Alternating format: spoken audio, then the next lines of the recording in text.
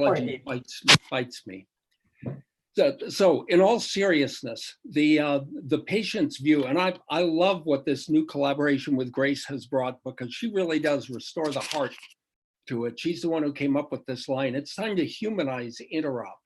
And I don't know if you can see it, but for this occasion, I'm wearing my HIMSS Interop Showcase shirt. I guess I'm screen sharing now, so you can't, but because knowledge is power. And the purpose of this story project is to make clear how that power shows up in street reality or at the bedside or however you want to describe it. I'm known for back in 2009 in frustration after I ended up on the front page of the newspaper and I was asked to give my first keynote speech. Gunther Eisenbach, the organizer, said, "What do you want the title of your speech to be?" And I said, "I don't know, just call it Give Me My Damn Data."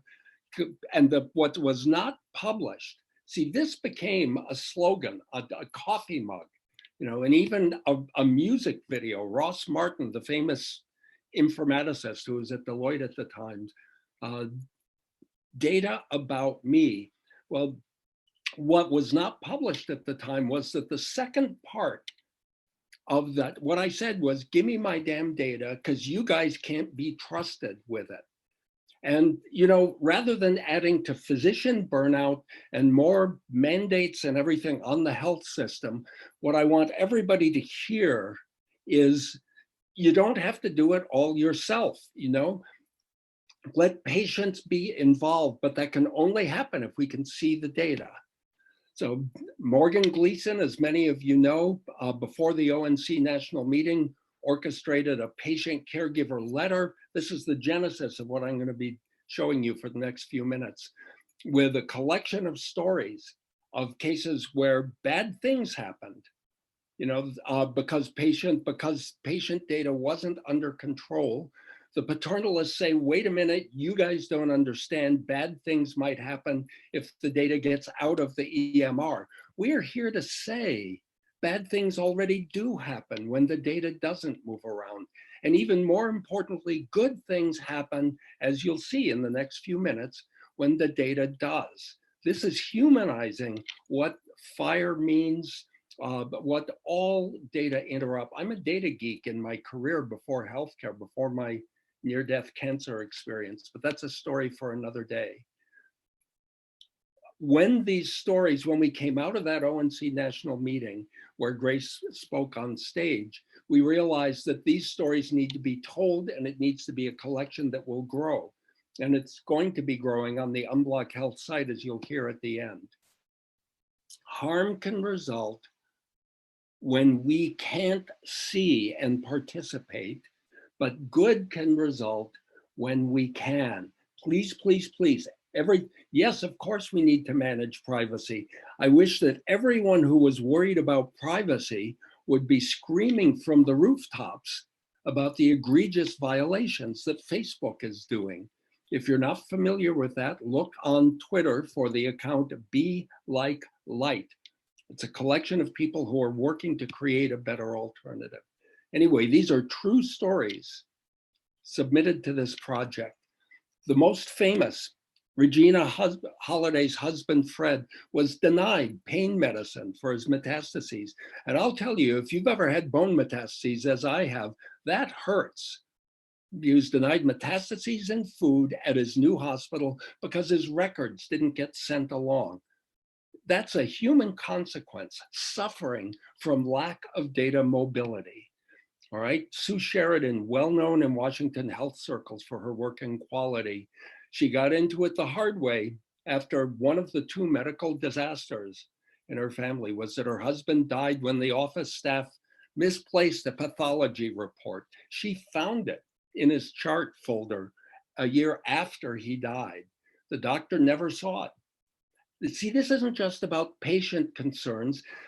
Imagine how that doctor felt discovering a year after the patient's death that information was there, but was not brought to the point of need, okay? Here is Morgan Gleason herself, 23 portals, no doctor anywhere has the full picture.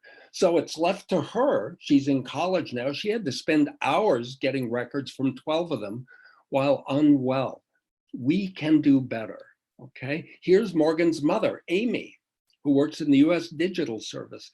Kidney stone treatment delayed 3 days and 4 nights while the doctors tried to retrieve her records. And then we have conferences about, gosh, what is patient-centered care? What would that look like? Well, how about we make full use of all the data that was brought together over the years caring for somebody. Kristen Valdez, who went on to found Be Well and was on another event Wednesday, unable to get appointments scheduled until she pulled the records together herself. Okay, Adrian Gropper, well known for his interest in privacy, manages care for his mother 200 miles away. He is an MD, but he can't possibly coordinate care and avoid mistakes without data access.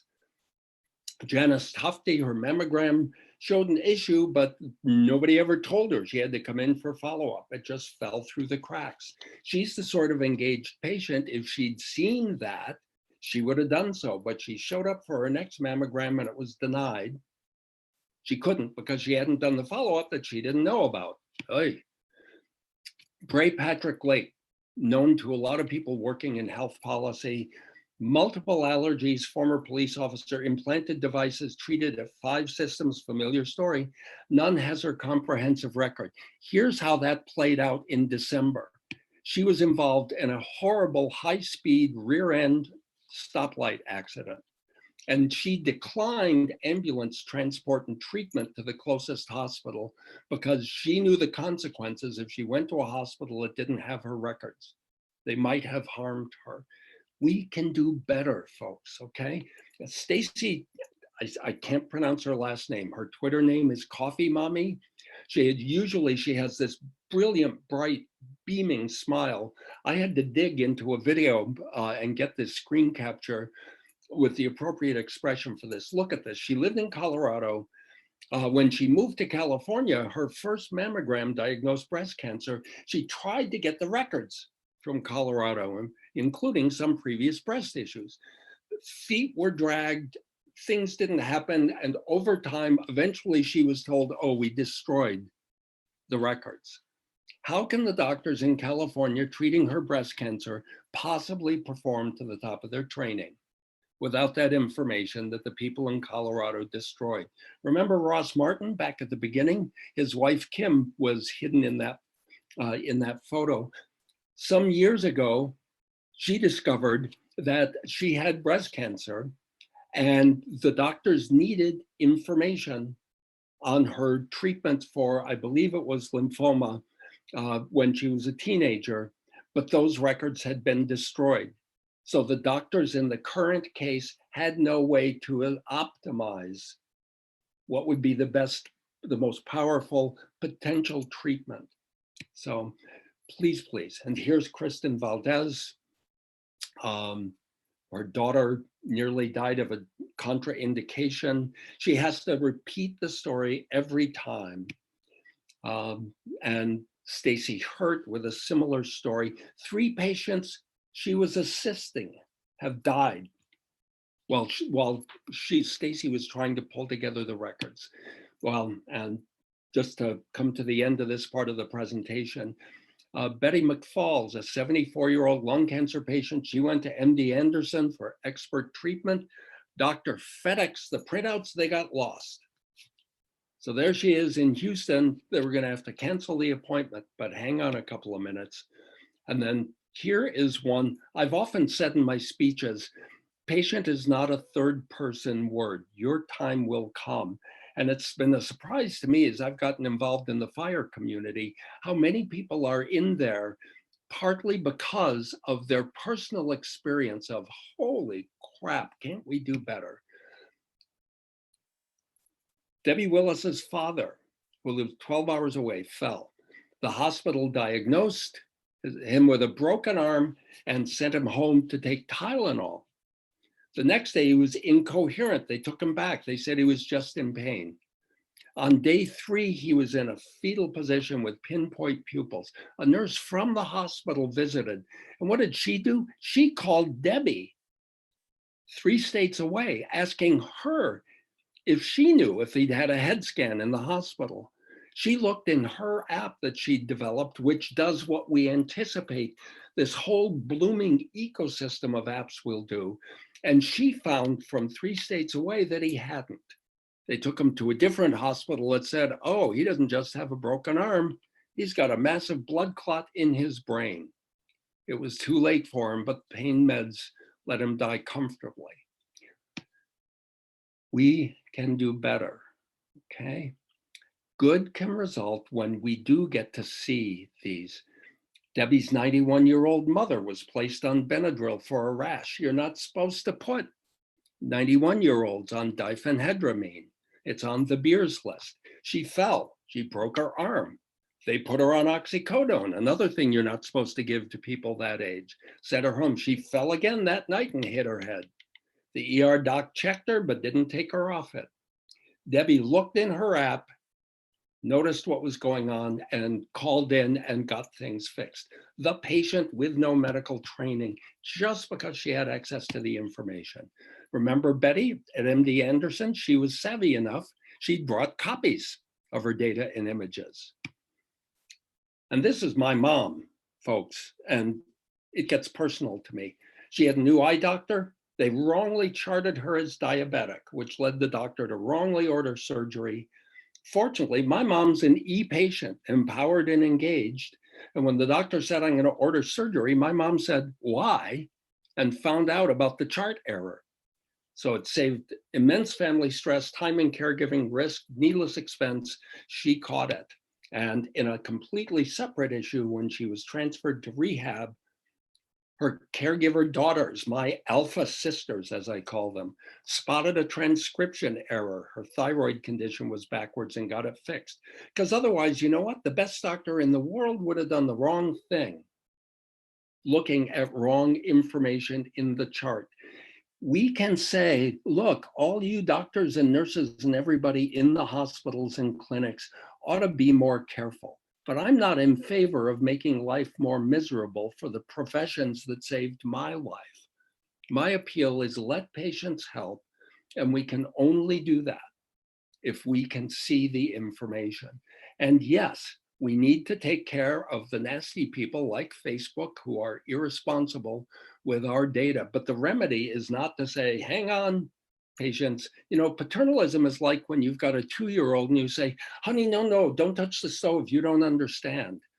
I ain't no 2-year-old, you know?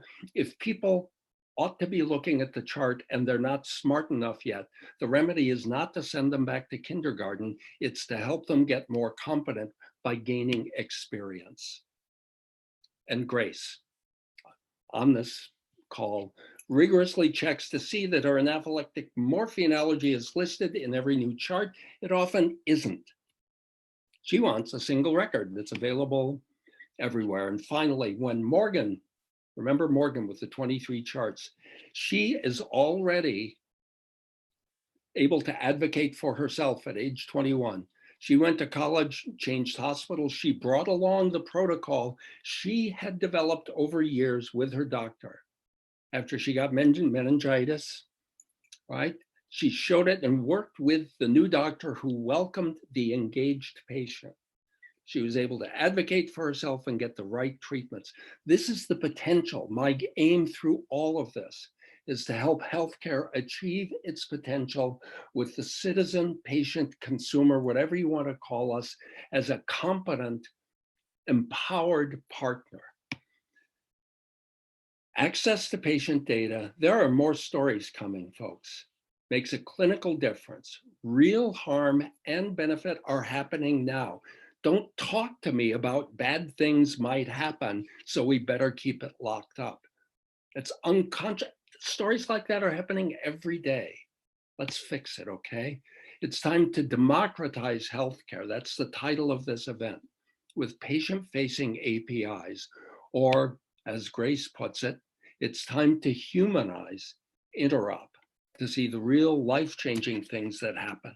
And because what I just showed you was a PowerPoint, which has limited life, I am now going to pop over and see if we go to Unblock Health. Don't talk to me about how many tabs I have open. Thank you very much. I'm well aware of that. Here is what Shahid and Grace have put together spur of the moment just in the last week. Okay, taking all of these and putting them online into what will be a growing collection of patient stories.